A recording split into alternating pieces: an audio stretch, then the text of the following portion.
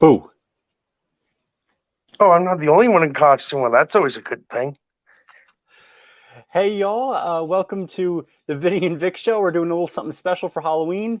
As always, remember the views and opinions expressed here on Mad are our own and just our own. They do not represent the views and opinions of any other person or group. Also, And if remember you don't like it, tough cookies. And if you're vegan, Burger King's open late. Go eat some chicken. Go eat some beef. Enjoy. You'll thank me later. Oh, I got just a treat for y'all for Halloween. I'm giving out organic oatmeal. It's got brown sugar, so it's sweet. Vinny, it's Halloween. If I kill you, they'll think there's fake blood. Put it away. Look, it's organic, but it's not gluten-free. It's nauseating. Would y'all want oatmeal? Let's do a little poll here. Would y'all want oatmeal for Halloween or apples? I hope you What's enjoy worse? omelets, Vinny, because I see a lot of eggs in your future. But here's the thing, y'all. Ready? We used to grow up in a house, and they would give out. We had one house that would be apples, the next house would be toothbrushes, and the next house would be like they had like a little veggie bar. Like, not even kidding. This was like what they were serving. But at least carrot sticks are yummy.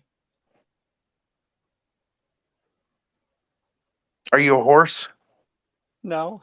Are you eating chicken wings? What about carrots looking like chicken wings? Got like the barbecue sauce and the. Do you have a will made out, Vinny? Just making sure. Yeah. Good.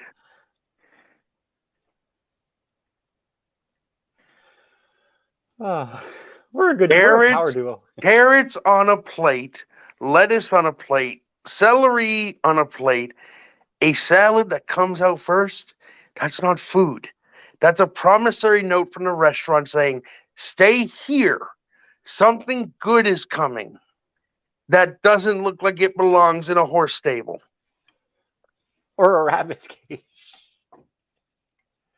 I don't know. You've seen Monty Python. It wouldn't eat that rabbit wouldn't eat that. No, he wouldn't. That was one bad rabbit. But have y'all ever had rabbit before? That's just cruel. In Little Italy, they make the best. It's rabbit with white wine sauce. That's just cruel, Vinny.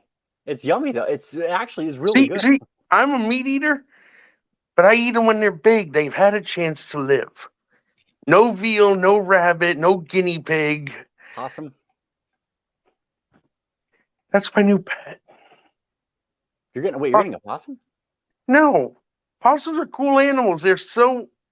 Everyone thinks, hey, it's a giant rat. No, guess what? It's a marsupial. And the only one native to North America. Facts. Unless your name is Hugo Chavez and you're bringing in your own animal zoo. Believe it or not, here's your weird fact of the night. Well, one of the many that I know will come out in this Halloween episode. There is a pod of hippopotamus in Colombia. What was the smuggler's name? El Chapo? Was it not? No, it wasn't him. It was Jose Escobar? him. After he was caught, they got wild and they formed their own pod, and they've been breeding in the wild ever since. This is so crazy, y'all, because not even kidding, 2 days ago, I was just curious about looking that up. I remember years ago when I was like a teen, they had a special on like Animal Planet, and it just was in the back of my head. Whatever happened to the hippos? Because if you look at the map, Brazil, is right across a perfect almost line right through Africa. So where you'll find hippos, the equator's the same. A lot of the conditions are the same. They're just separated by a body of water. So it's really interesting how an animal that lives in very similar conditions on Africa can reestablish itself in South America. What is it? The Grand Tour on Amazon. They actually went down and were photographing animals, and one of the animals they photographed after hearing from the federales down there is the hippo. The state of Florida has a hippo, believe it or not. In the wild? We have what's called Homosassa Springs State Park, and it is mainly indigenous and invasive species in Florida. And the main attraction there is the hippopotamus. It is the oldest hippopotamus in North America, and has its own pen. They feed it every day, and I suggest if you go, you stay out of splash zone. Does he come up if you do? Oh no, it's the wrong type of splash. It's a rear end, with the wiper. Oh.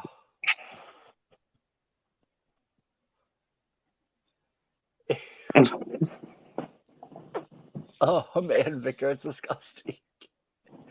Now you know how I feel whenever you bring up vegan. But hippos are vegan. Yeah, but they're the killer kind of vegan. But isn't that interesting, y'all, that a lot of these plant eaters are like so enormous? Like elephants are huge, giraffes are enormous, hippos are enormous. But giraffes have the same number of vertebrae as we do. Just larger, right? Like Mm-hmm. that I can't wrap my head around. For some reason, I'm just like, our vertebra, I know, I guess they seem bigger than what they are. Because I took human anatomy, but like I remember that fact from an anatomy book, and I'm like, no, that can't be right. And it's right. That they have the same number of vertebrae, just larger in size. Mm-hmm. And not to mention when they get like, I think a giraffe baby, it sits up there in height. It's like 6 foot at a minimum. Yep. That's what I've Like read. that. And it's hard to believe that elephants are the reason for the Cyclops story. Elephants, really? If you look at their skull, right in the middle of their forehead's a giant ocular. And that's actually where their trunk attaches to the skull. So they were finding these skulls, and they were elephant skulls, and they thought they were massive creatures that had one eye in the middle of their forehead. That's crazy. That I never knew that, with the trunk attaching that high up. And as far as I know, the United States is the only country to actually execute 2 elephants. No kidding. One of them was executed by Thomas Edison. What? They both went rogue. One of them was hung by a crane, believe it or not. Actually, three now that I think about it. One was shot, one was hung, and one was electrocuted. Lucy the elephant went rogue, and they thought, hey, let's see if Edison's new idea for the electric chair works by using an elephant. And they did it, and there's black and white video that's still out there that you can go on YouTube and find, and elephant stands there and just like that falls over. Like a bug zapper. Mm-hmm. That's crazy. And electricity, that's like another thing that I remember when I've been studying clinical psych. People would think all these new technologies would automatically be curative for like everything. So they were using electric shock therapy for like looking younger, curing disease. And then eventually they started using it for mental illness. The scary thing is they still use ECT therapy. It's changed a lot, but they would use it for chronic depression that doesn't respond. So we used to watch like clips and whatnot. And there was a very good BBC documentary of the mental health history. And the way they were explaining the ECT was that if you were lucky, it would work. If you were unlucky, you would have memory loss and heart issues after. And they still use it for skin. Sounds like a 19th century hanging. You're either going to die, or you're going to suffer, or your head might pop off. We had in New Jersey, because I don't know if y'all ever saw the show Deadly Women, but they had a case in New Jersey, and she was an Irish immigrant. She was a female killer. They think she might have been a little bit more on the simple side because something wasn't adding up with her behavior in the notes. And she ended up committing a murder, and she was hung. The hanging was done incorrectly. And it took her like 10 minutes to fully go to the great beyond, for lack of a better word. And we also had an electric chair in New Jersey that's in the museum called Old Sparky. They named it. That's the name of the one we had in Florida. Old Sparky. Mm-hmm. Ted Bundy was famously put in there. And people don't know this. In New Jersey, up until 2006 is when we outlawed, I think, the death penalty. We put like a stay on it, and it was finally outlawed in 2008. There's a whole proponent of people in Jersey who want it back. And if you go to the old museum, I think it's got some history there with like some famous people staying across the street. That jail would list New Jersey's executions. They would have a replica of the gallows that's there. I think the wood, everything's all original too. and the building was made to be fireproof. If you go to the Orlando Regional Historical Center in Orlando, it's in the old courthouse. One of the courtrooms is where Ted Bundy was tried and sentenced to death in the electric chair. And if you go to the defendant's table, when he was handcuffed, he scratched his name into the table. And there's plexiglass over it, and you can actually see Ted Bundy's name scratched into the table. Oh, that's really cool, but also creepy at the same time. It's like one of those like serial killer museums, like the Lizzie Borden house. I've always wanted to go there just for the heck of it. Oh, if you're sensitive, Is it bad? you'll feel it. Yeah, everyone says that. Have you felt when you were? Did you ever get a chance to visit it? I'm originally from Massachusetts, so I've been to Fall River many times. Did you ever stay the night there? You couldn't pay me enough. That would be fun. There's a fort down here that I can spend the night in it, but there is a lot of activity. I won't say the name. They don't like being known for the haunts, but it is down here near the Georgia border, and we do live in histories in there. One weekend, I've told you about this. One weekend we were there portraying, I think it was like 140 something New York engineers that were stationed there, and I was the fort cook. Just something in the back, in the storage area, just like I was being watched the whole week, and I had to keep the door closed. It got creepy. I saw shadows there. I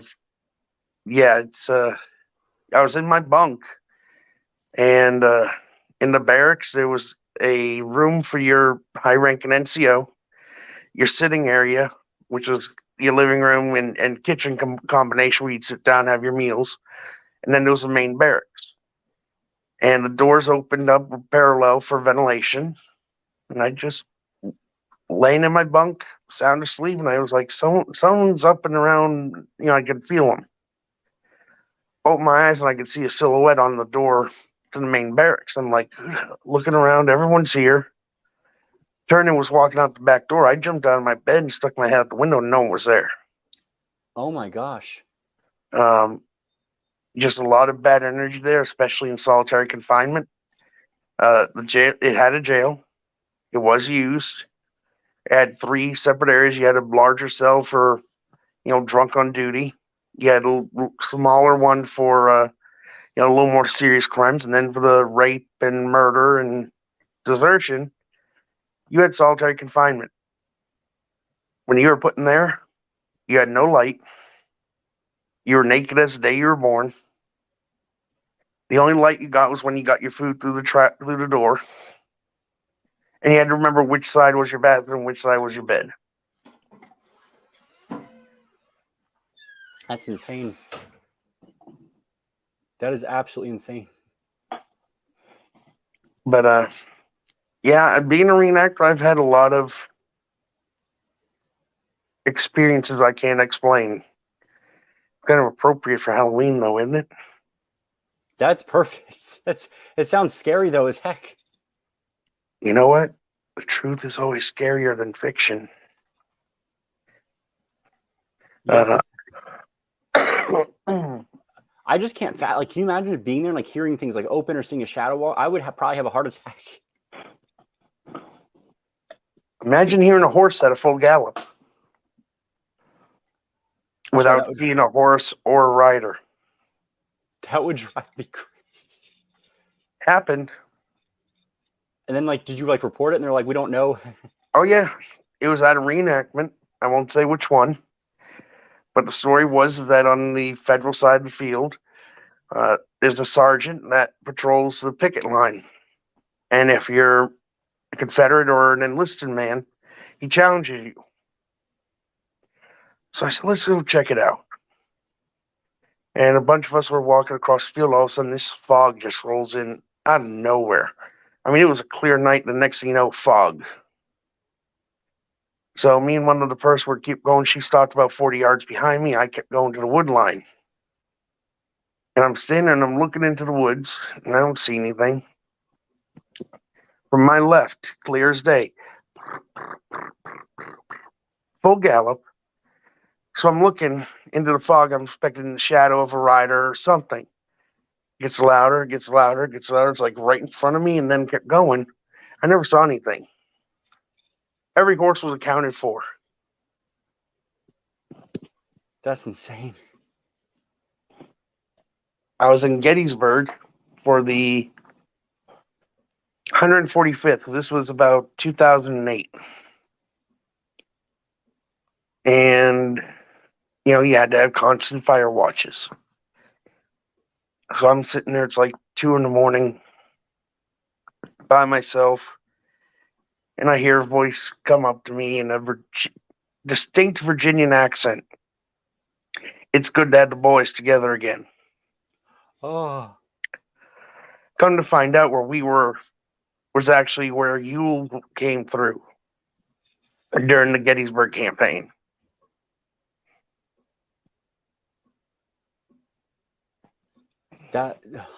that's really crazy. Gettysburg is another area where they do have a lot of paranormal activity. We were there back in July, and we were in that one area where the bridge was. It was where the field hospitals would have been. Mm-hmm. And it's really the only part of Gettysburg that you're really allowed to be on after hours. And you can be on the bridge, you can be behind it. Part of the bridge, there's a trail that goes off, and it has apparently a dark history, but not like war between the states related. So it's something like pre that. They said they felt an entity and they don't recommend anyone goes down there. So we stayed clear of that. We went out there to where the field hospital would have been, and we had the dowsing rods.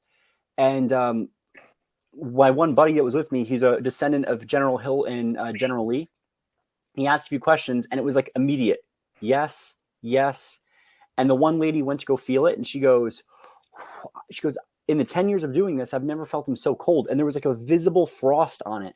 It was, mind you, in July at night in Gettysburg, it is humid and it is hotter than an oven on fire. Oh, yeah. So that's usually the first sense they say is like temperature changes and all that.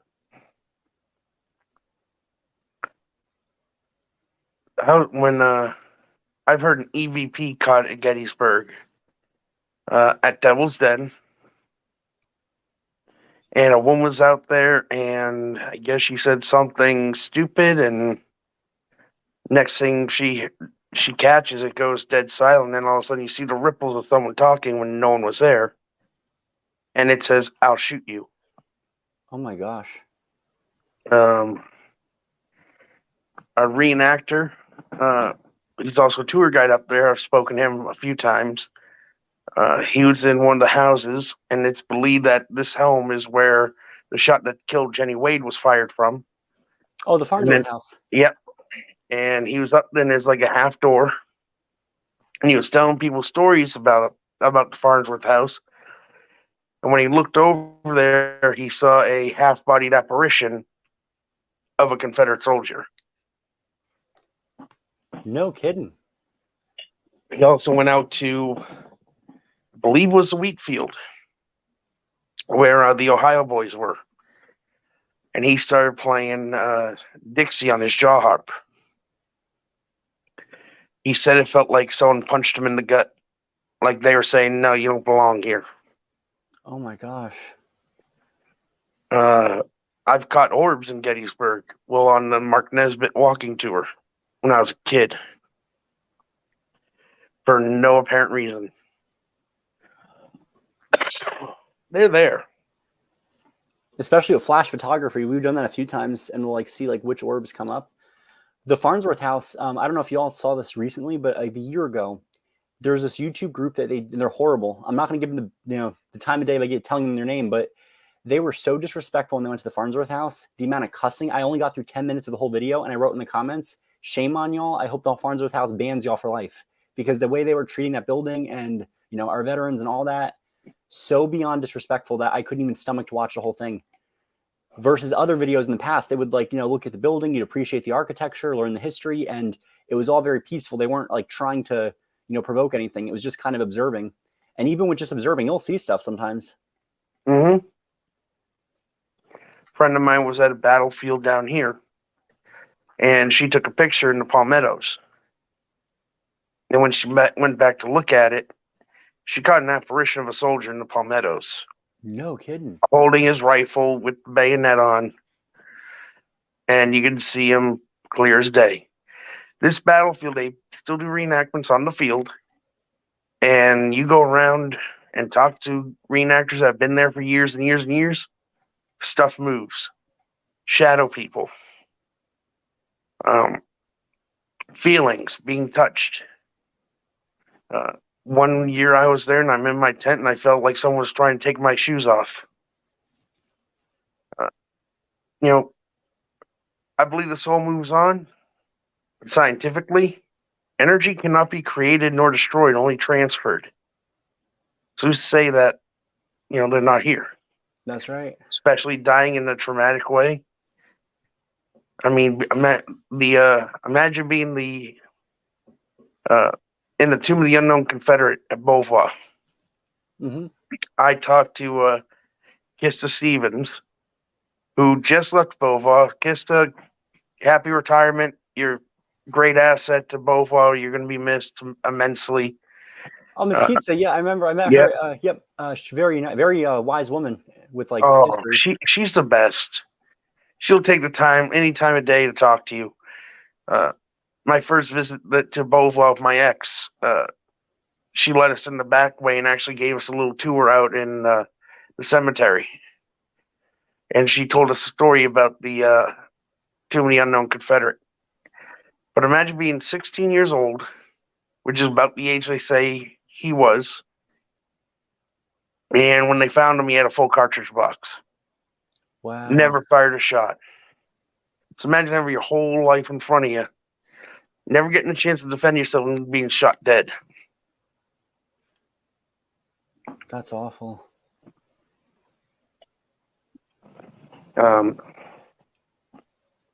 Yeah, Gettysburg, man, that's like the hub for paranormal activity of the war between the states. It sure is. Supposedly, in one of the shops during the battle, that's where John Reynolds was brought, and he was laid out. And people walked by there and looked in, and they thought it was diorama. When they went back the next day, it was a frame shop, and where they were actually looking was blocked off by a wall that they had their frames displayed on.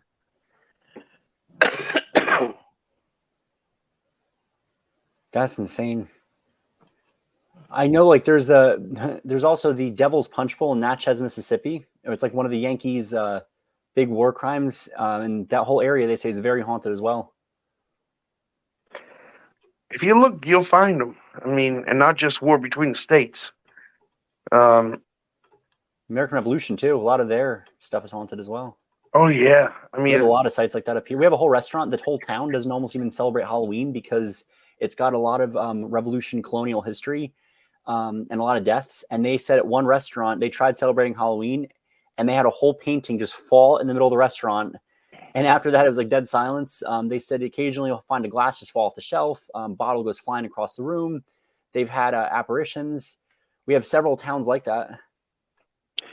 supposedly, General Mad Anthony Wade, his ghost is around.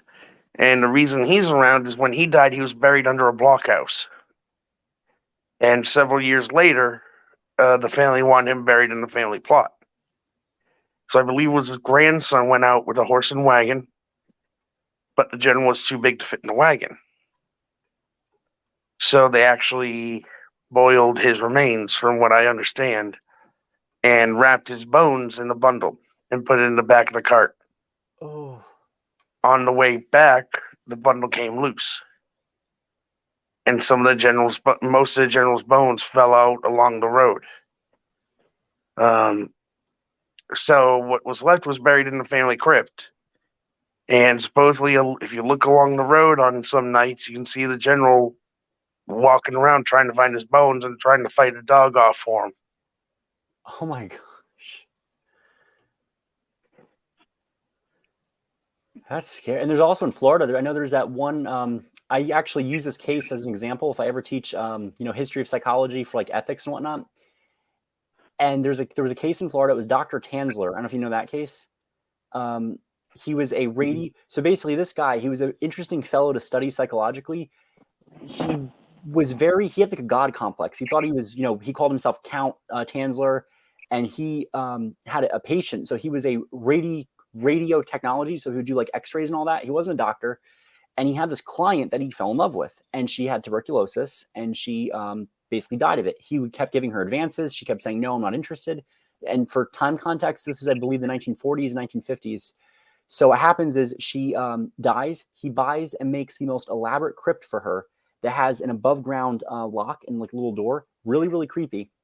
And she was buried inside. So in the dead of night, he goes in there, takes her body, brings it back home, tries all these like therapies on her to see if he can revive her or like preserve her. But even with the best embalming material, you're in Florida with the heat and the humidity. So she did start to, deteriorate. So he basically turned her into a living doll.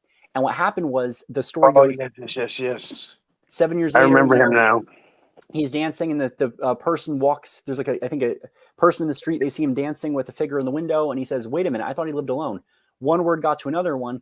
Turns out that the body that people thought was in the crypt wasn't in the crypt. He was the only one with the key, which should have been a red flag. So he gets arrested. They find the body there. People take so many photos of it. The photos online are enough to give you nightmares. And they rebury her in an unmarked location that only the family knows to this day. No one knows, and that's in, I believe, South Florida. Key West. Yep. Yeah, there was a doctor in St. Augustine who basically he was a doctor for Osceola, the Seminole chief. And when the chief died, he kept a souvenir.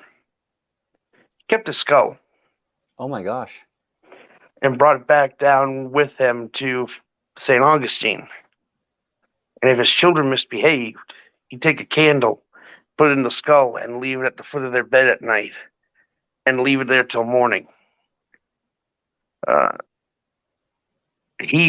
one creeps me out. There's oh man, a that'd be terrifying.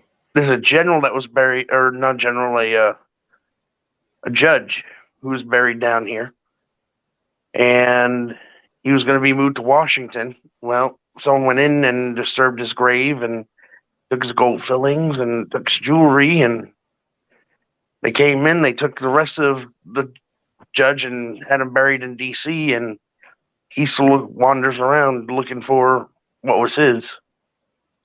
That's terrifying.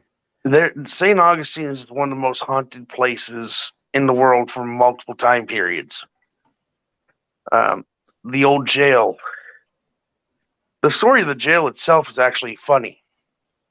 It was in the center of town. Henry Flagler didn't want the jail in town. So we paid all this money to have a new jail built, painted in a nice color, so that when his rich people came down to stay at the Ponce de Leon Hotel, they wouldn't go walking by the jail. It was right down the street from the train station. You could see it when you got off the train. So some of them actually thought that was the hotel. Oh no. I'm going off memory, but one of the stories that I don't quote me exactly on this because I could get some facts wrong. A gentleman was sentenced to hang, and he was trying to play the judge, the executioner, off by not moving, not responding, and all that. Well, they took him and they strapped him to a board and brought him up to the gallows, and they hung him. I believe they hung him twice. Well, St. Augustine, being devout religious, saw this as an act of God. So I went over and got the priest, and if memory serves you right, they said, you got to let him go. You hung him twice, and he's not dead. And he got up, and he started walking away, and he went to be a smartass and turned around to the sheriff and broke his neck and died. Ooh.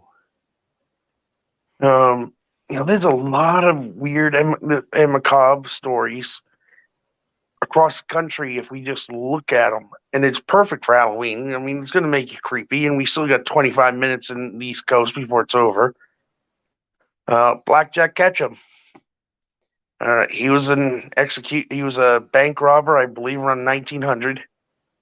Sentenced to death, but he lost one arm because he got shot by a railroad employee with a shotgun, and he lost his arm. And they weighed him and took his measurements before he spent months in jail, sitting and eating and gaining weight. When they brought him to the gallows, they put the rope around his neck. And when they dropped him, let's just say he went off like a champagne cork. Oh man. I've heard of that happening before. Another guy was executed, and the local doctor saved some of his skin and actually had it tanned. He ran for, I believe it was Wyoming. He ran for territorial governor wearing shoes made of this man's skin with his campaign slogan that he stands on crime. Literally. Have you ever heard of the Julian Gallows? Mm-mm. Basically, you had the condemned commit suicide. Wow. It was like a game of mousetrap. The most famous man was a man named Horn. He was a bounty hunter. And basically, he mistook one of the guys he was going after with his son because his son was wearing his clothing. So he was sentenced to death at the Julian Gallows. And basically, the trapdoors were pitched a little. And the post underneath had two spots where it broke. And when you stood in there, it pulled the plug on a water barrel. And as the weight changed, it would drop and it would pull the rope and it would pull the post out from under you. So you didn't have anyone that had to stand there and pull the lever. That's like an ingenious Rube Goldberg machine. Oh, yeah. Almost as ingenious as the firing squad machine. 5 rifles behind a metal screen, all sighted in. And they all had strings tied to the triggers attached to a spring, main spring. Condemned would sit down. They go over and they cut one string, and all 5 rifles would go off. That's insane. Creepy. That is absolutely insane.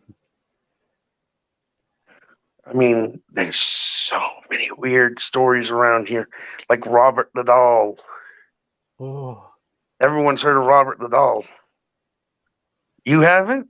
Is it the one that's like if you touch a doll, it's like haunted and it's in the haunted doll museum? It's in Key West.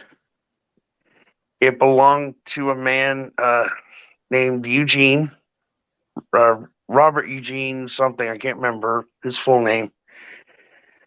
And he was gifted it by his nanny, who was Haitian and believed that she did voodoo over it. And whenever something bad happened, the kid's answer was, Robert did it. Even when he was married, his wife didn't like the thing and had tried to lock it in the attic because Robert was given his own room. Oh my And God. she didn't like it. People would walk by and look up in Robert's room and swear they saw him moving. So she tried moving him in the attic, and she swore she heard footsteps running around in the attic. And to this day, Robert's in a museum. If you touch him, you're supposed to have bad luck. He's behind plexiglass. But you still are supposed to ask permission from Robert to take his picture, or you'll have bad luck. That's scary. That's so scary. It's like there was a chair too. It's a haunted chair, and something about this chair, it had some guy that was set, I think set to go to the gallows cursed it or something. Oh yeah, that's in the UK. Yep. He was on his way to the gallows, and was given a chance to stop at his local pub to have one last drink. And he sat down in the chair. And when he got up, he says, "I curse any man that sits in my chair." Well, they left it there for years with rope around it. And over the years, if you look into it, men who have sat there usually die. A roofer sat in it, and within 24 hours, he had fallen off a roof and broken his neck. Two RAF members were sat in it, and on their way back to their base, actually hit a truck head on, and both were killed. The car accident one, that's right. Yeah. And it has gotten to the point where it's in a local museum, and they have to hang it on a wall so that people don't try to sit in it. That's right. They mount it so no one can dare, risk it and all that. There was also I did a program. It was interesting. It was on human hair jewelry. So back in the day before photography, the only part of your loved one that didn't deteriorate was number one, teeth and but hair. And human hair jewelry, called the mourning jewelry, would be a really great way for people to remember their family. So you had brooches that had human hair in elaborate woven patterns, or you also had little figures made. So like the one house that is in South Jersey, absolutely beautiful. It was Dr. Samuel Physic House, very haunted. And they have the Physic family wreath. And in this wreath, that's all made of human hair. They have little pieces of paper in there. And if you look on the back, each number corresponds with whose hair is who. And it was almost like a genealogy treasure trove, because you can actually see as a proof who was in here. And it was how people would get their name remembered. It was before photography. And I think this trend, it went on up until like the 1920s, right when women started doing the flapper trend and cutting their hair. They would not do this anymore. And there was a museum, it used to be near us in Pennsylvania, and it was a post-mortem gallery too. The guys had some creepy stuff in there. He had the human hair jewelry exhibit, and then he had a really cool exhibit with long hair, and it was from a woman named Mrs. Brown.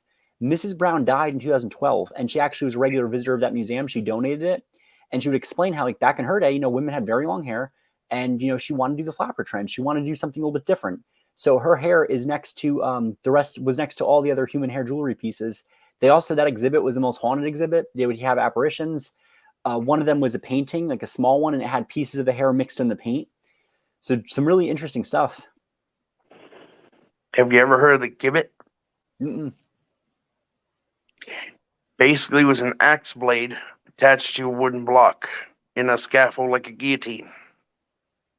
And it was an old English method of execution. But here's the twist. If you were able to pull your head out before the gibbet got you and run to the next town, you were free. True story. That's crazy. It's like almost like some of the witch tests that people would do, like the one that if you drowned, you weren't a witch, but then if you stayed above water, you were. So it was like almost Catch-22. Cool. Yeah. And you probably knew Kinda like Salem Witch Trials, right? Massachusetts. Giles Corey. He was the only man pressed to death. They actually laid him out and staked him out and I believe they placed a board on him, but they started putting rocks on him. And they kept asking him, "Are you a witch?" And he wouldn't answer them. He'd say, "More weight." And they kept putting it on and more on and more on. And finally his rib cage broke and he died. Story is that if you see Giles Corey's ghost, something really bad's going to happen in the city of Salem. Oh my gosh! And they also said, I think it was where he was pressed.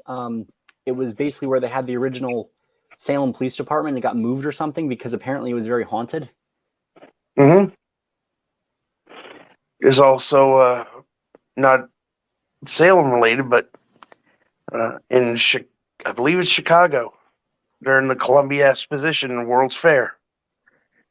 Man went by the name H.H. Holmes. Oh, I know him. And he built his death hotel. He was a serial killer.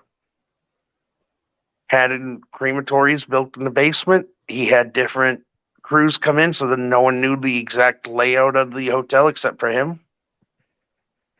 And it was either torn down or burned down, and they built a post office over where it stood.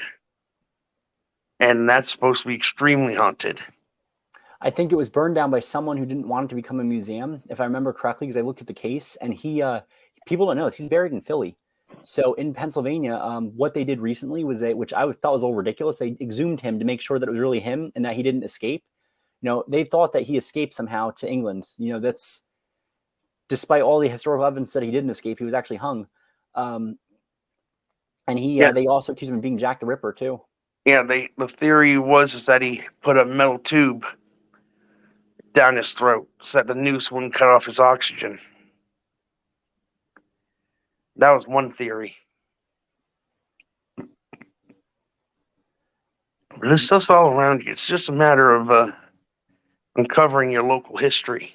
Finding it, yeah. And he, if I remember correctly too, I think it was because of him they established like one of those detective agencies. I don't know if it was the FBI or something like that, something along the lines of that entity. Because of a response to him, he was a very prolific serial killer. Like we have serial killers are a very interesting group because what's really scary is a lot of the times they don't classify as a mental illness. They just have a flawed ideology and it sticks with them. We had New Jersey, for example. He actually was on death row, but he then got committed to life in prison, no parole. He was one of the several really bad offenders spared when the death penalty was abolished.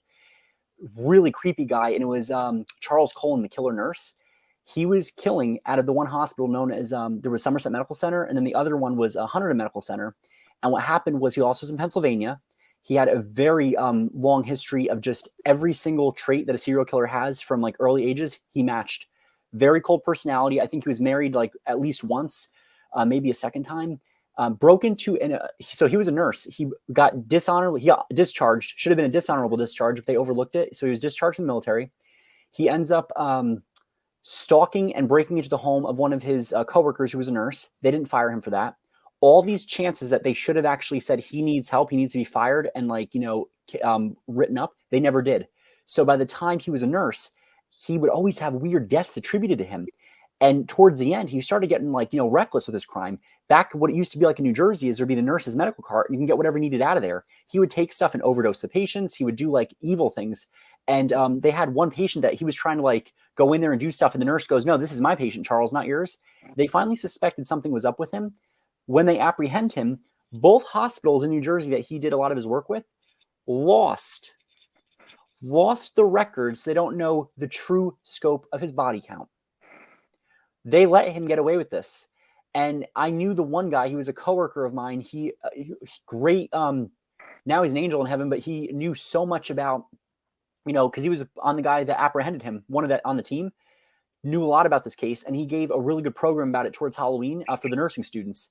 So he is still in jail and going to be staying there for the rest of his life, provided that our crazy governor doesn't decide to release him because of something, I don't know, else.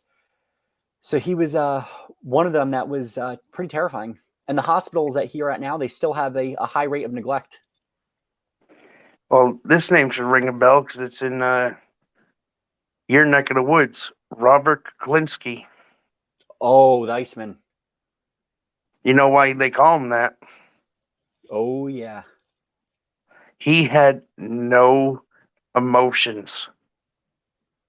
You can go on YouTube and see his interviews with this clinical psychologist. HBO did it. He had no feelings. He would torture guys. And one guy was begging for his life. "God help me, God help me." He goes, "I'm going to leave you here for 2 hours with the door locked. And you keep talking to God. If he finds a way to get you out, if you're not here when I get back, you're free." He didn't get out. And he would just do this, no problem. Bang, gone. And he's another one that should have been taken out to a tree and just let him swing.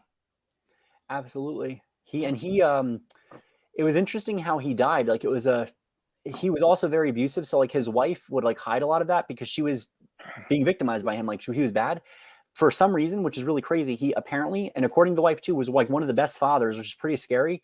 So I think he did some of his crimes because he was also some kind of mob man as well. He was unmade mob, yeah. Mm-hmm. Did some of his crimes on Christmas, and then he comes back after, completely, unchanged by it. Helped his kids put Christmas toys together. we saw a documentary on him, and we would try to profile him. He scored very high in the PCLR because that's how you assess a psychopath. So he definitely was psychopathic. What people don't know about him was that he also had a brother who was in the criminal justice system, but they were at separate prisons. He was at, I forgot which prison the Iceman was at, but his brother, I think, was at East Rahway prison, and it would be like rotated out. So, and they didn't like each other. That was the other funny thing. Other case, speaking of that, first woman to be executed, I believe, by electric chair. Or was it? Yeah, I think it was electric chair. There was a whole weird thing that happened. So basically, back in the day, if you were a woman, you would get off a lot easier. So you could use an insanity defense, and it would be successful, and you wouldn't be executed because they didn't believe that women could be capable of these crimes. There was a woman who was born in New Jersey, and it's really crazy. Like, I don't know if the original house is still there. She had a lot of weird tendencies. She was wounded in the head when she was young, which is usually the first red flag. You have an organic brain injury. You have a rough childhood, and there's other factors that are the dark triad of psychopathy. She murdered, I think it was her stepdaughter, and then they caught her in the act of it, so she was sentenced to death, and no one stepped in on her behalf. She was electrocuted with the electric chair. I don't know if it was out of state, but she was the first woman in our entire country to be executed through that means. One last story before I hop off, because my charger's being absolutely ridiculous tonight for some reason. It involves a temporary insanity defense. The first person to use it in the United States, Union General Daniel Sickles. He shot the son or grandson of Francis Scott Key and got away with murder. Literally. At Gettysburg, he lost his leg to a cannonball, and when he was brought to the field hospital, he told the surgeon, "If you have to take my leg, send it to Washington." Well, the surgeon, being a major colonel, something like that, sent it. It's still on display at the U.S. Army Medical Museum. He used to go visit it and sit on a stool and drink whiskey with his leg on the anniversary of losing it. And he remained in command. Mental instability was a theme of Lincoln in the Union, it seems. You think? You had alcoholism with Grant. You had psychopathy with Sickles. You had Sherman, who was a whole series of issues. Absolute. Oh, and I'm done. There's also, believe it or not, you're going to laugh at this. One of my old jobs, I worked with the direct ancestors of General Sickles. Oh, man, we lost. Victor was spirited away by General Sickles. All right, y'all. So I think I'm going to wrap it up, too. I hope y'all had a fantastic Halloween. I hope that y'all learned a lot. This was a fantastic episode. I learned a lot from Vic. He is a true genius. He's got a lot of great facts. Truly a great friend, and I am blessed to have him as a fellow compatriot. Before we go, I did see the documentary, Johnny. I did. There were several on H.H. Holmes. So y'all have a fantastic Halloween. I hope it was fun. Enjoy. Have a great time with family. It's one of the best nights of the year because you can get free candy. Hope that y'all got some good candy out there. My favorite was back in the day. We had not relative. Yeah, we had a relative in the neighborhood that we go to. But on that street, there was a woman who would give out jumbo-sized candy bars. And it was the only time of the year that I was able just to, completely, pig out and eat all the candy I wanted to. And it was Harmony, I think it was called, from Hershey. One of the rare candy bars. One of my favorites, actually, to this day. Thank you, Mr. Tom. Great to see you on. Johnny, always great to see you as well. Thank you so much, Johnny. God bless y'all, too. All right, y'all.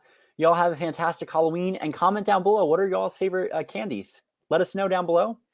Mine is, I'm torn on this, but I love a good Hershey with almond. But I would say that probably my top one, if I had to pick, would be the cookies and cream Hershey. Something a little bit different.